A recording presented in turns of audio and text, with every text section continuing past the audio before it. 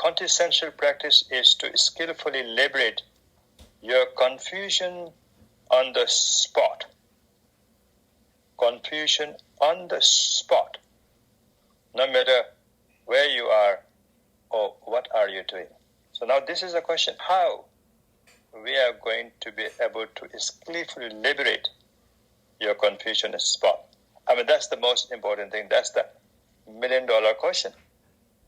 So I would like to say that, have you ever thought, in your life that, okay, I have to get it on the spot. So let's say if you are attaching to your nice cat. So have you ever come to realize, look, there's attachment to this cat. Cat is only going to live for 10 to 12 years. Oh, my attachment is causing some kind of consequences for us to experience later. So have you ever thought of that? So when you're eating a nice meal, have you ever thought of the consequences of meal? Or have you ever thought of the why you are eating this meal? Have you ever, just give yourself time to really relate in that way? Most of the time, we don't do that. We just take it for granted. While we are having dinner, we might be watching TV, so many things like that, we normally do. So we are not really skilled in liberating our confusion on the spot. So now, here I really want everybody to, just apply all your intelligence. How would you liberate yourself? How would you, make sure, when you are confused, you realize you are confused? How would you liberate when you are confused on that very moment? So here, confusion really starts when there is a self, there is the identity. When there is a self, then self tend to identify whatever is in the front of you as a right and wrong, and a positive and negative, hope and fear. So when self creates that, there is confusion. So here, so now very important for us to realize is that, is there any way we can live life without having self involved? Is there any way that our energy, the natural flow of energy, is independent without having need to sort of feel that this is my energy, this is me, and this is for me, this is for us? Is there any time where you feel independent or not? This is the very important question for all of us to realize. In our tradition, we say that, like a monkey, entering into your room, from 5 windows that you have, and all the 5 windows, monkey can, enter from anywhere, all the 5 senses. So, as monkey enters and to steal, and then when you are there, when awareness is there, monkey try to run and escape from those windows. So at the beginning, when the monkey escapes, and you might not be able to catch the monkey right away, you might be able to touch the tail of the monkey. And then again, you keep trying to catch the monkey. And as monkey is the 5 senses. And all the 5 senses, when you try to catch, at the beginning you might not.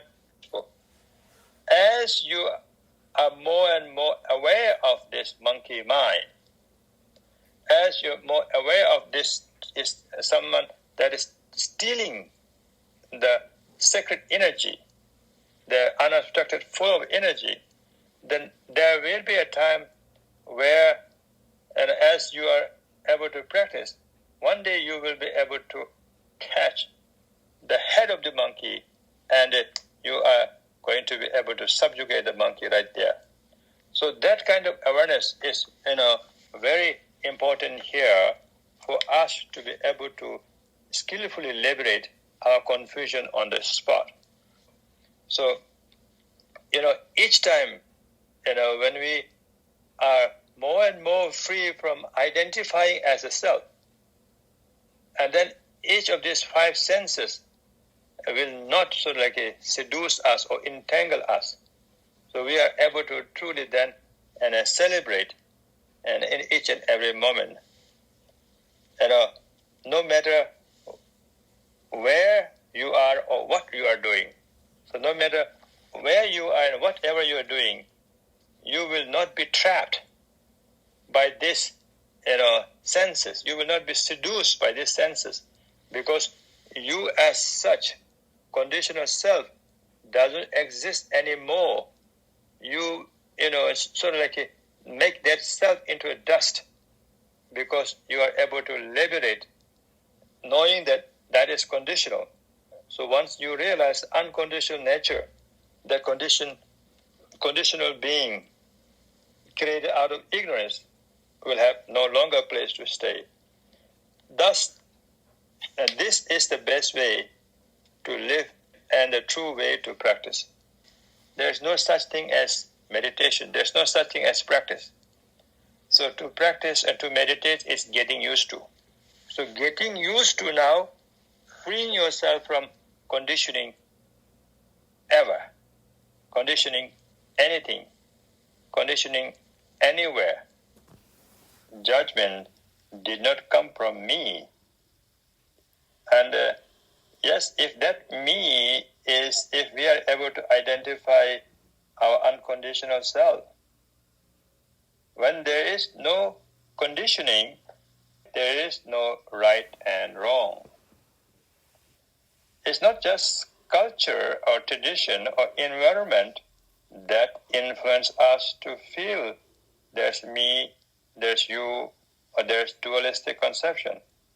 In addition to all these things, and our ignorance blindly follows all this culture, all this traditional, all this environmental influences.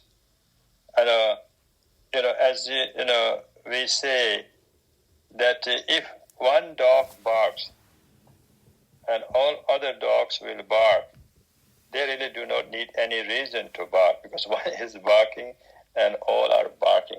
So one who is ignorant and condition all this culture, condition all this tradition, and condition all environment, condition everything, phenomena and its universe and its existence. When it's conditional, that ignorant mind, and created this, then the rest of us also, because of not being able to see it clearly, understand clearly, not awaken from the sleep of dark ignorance, we are easily influenced and seduced. So that we is not the we that I was talking to you earlier about unconditional self. That we is we, small we, the great, as we identify as a self.